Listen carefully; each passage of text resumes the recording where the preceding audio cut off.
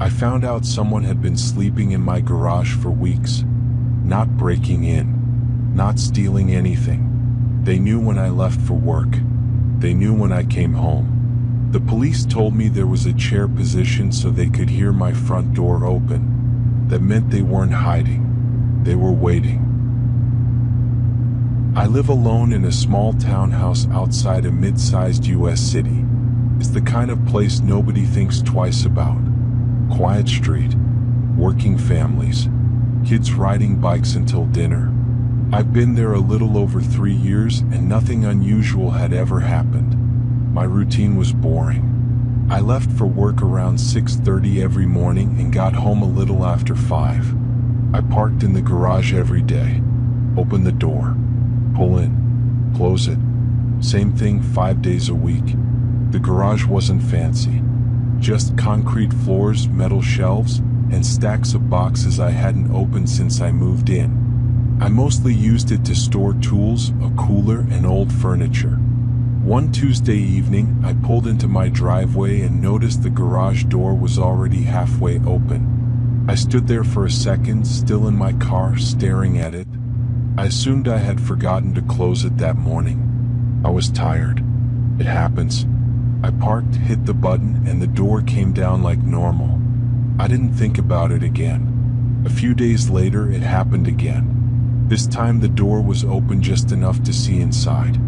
I felt a brief spike of irritation. I told myself the opener was probably malfunctioning. The unit was old. I made a mental note to look at it over the weekend. Inside everything looked fine. Nothing missing. Nothing broken.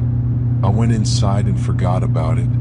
That weekend, while looking for a box of old cables, I noticed something small that fell off. One of the plastic storage bins had been turned sideways. Not opened, just rotated. I stared at it longer than I needed to. I couldn't remember moving it, but I also couldn't swear I hadn't. I turned it back and went on with my day.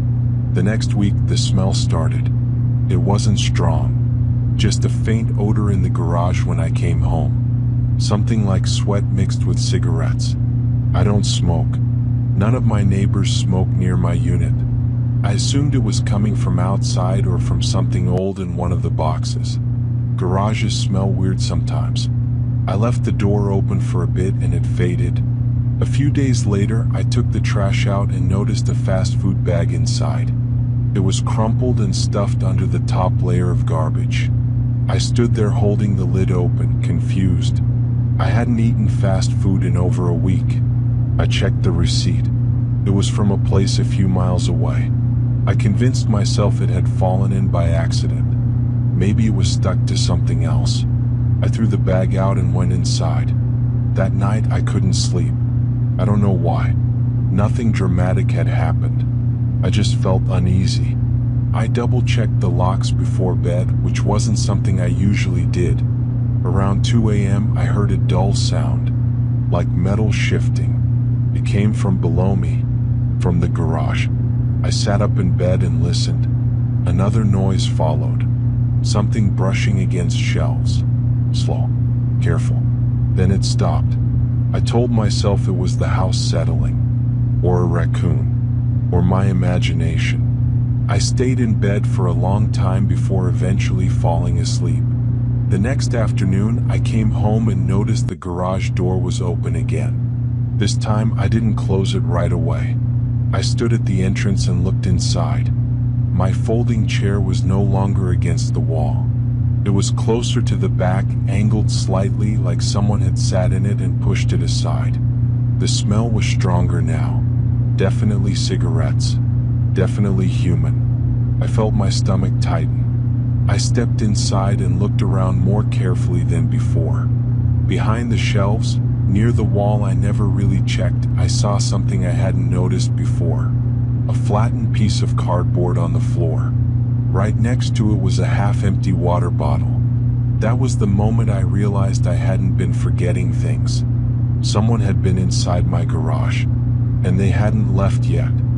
I backed out of the garage slowly and went back into my house.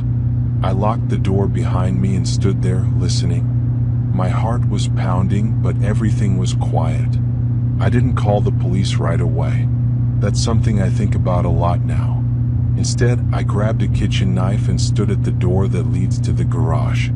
I don't know what I thought I was going to do with it. I just didn't want to feel empty-handed. I stood there for maybe 5 minutes, staring at the handle, waiting for a sound that didn't come. Eventually, I opened the door and stepped into the garage again. Nothing had changed. The cardboard was still there. The bottle was still there. The folding chair was still out of place. No movement. No noise.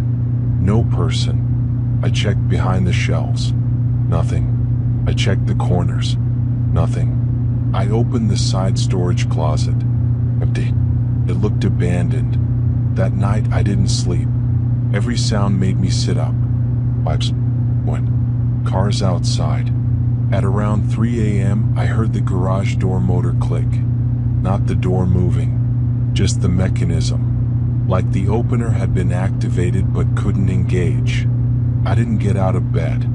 The next morning the garage door was closed. Everything inside looked exactly the same as when I left it. The cardboard was still there. The bottle was gone. That's when I called the police. 2 officers came out about 20 minutes later.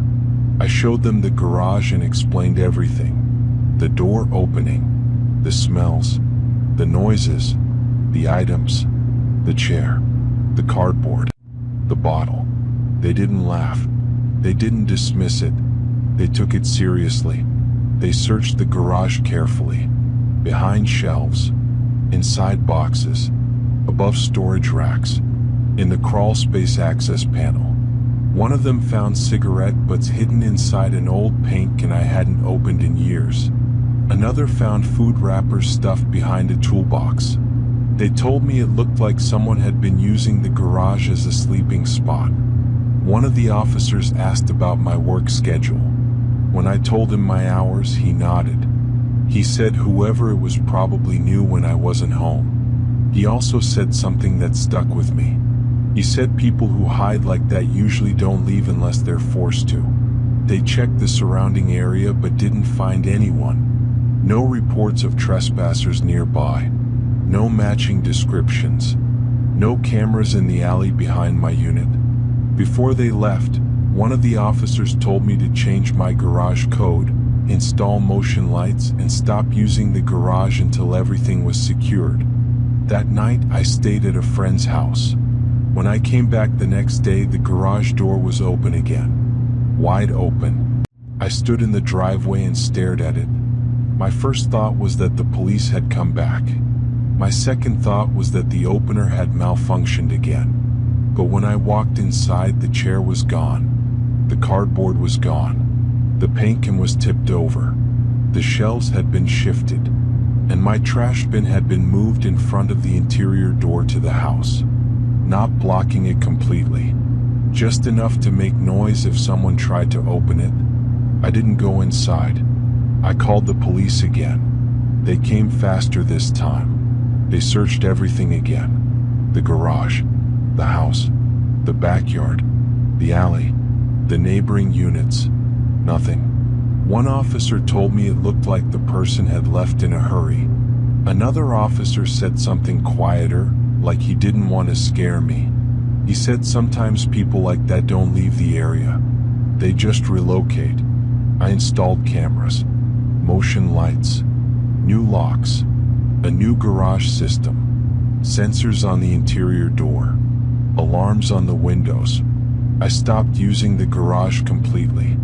For months, nothing happened. Then one night, my garage camera sent a motion alert at 1:43 a.m. The video showed the garage door. It didn't open. It didn't move. But the handle on the interior door shook. What? Then again. Then it stopped. No face. No body. No sound. Just the handle moving. The police said there wasn't enough evidence to identify anyone. No fingerprints. No clear footage. No suspect. They told me I did everything right. I sold the townhouse 6 months later. I live in an apartment now. No garage. No storage unit. No private parking. Sometimes, when I wake up in the middle of the night, I still check my phone for motion alerts. There aren't any. But I still don't use dark rooms in my place. And I don't leave doors unlocked. Because I know what it feels like to realize someone has been inside your home. Not breaking in. Not forcing entry. Just living there quietly. Waiting for you to leave.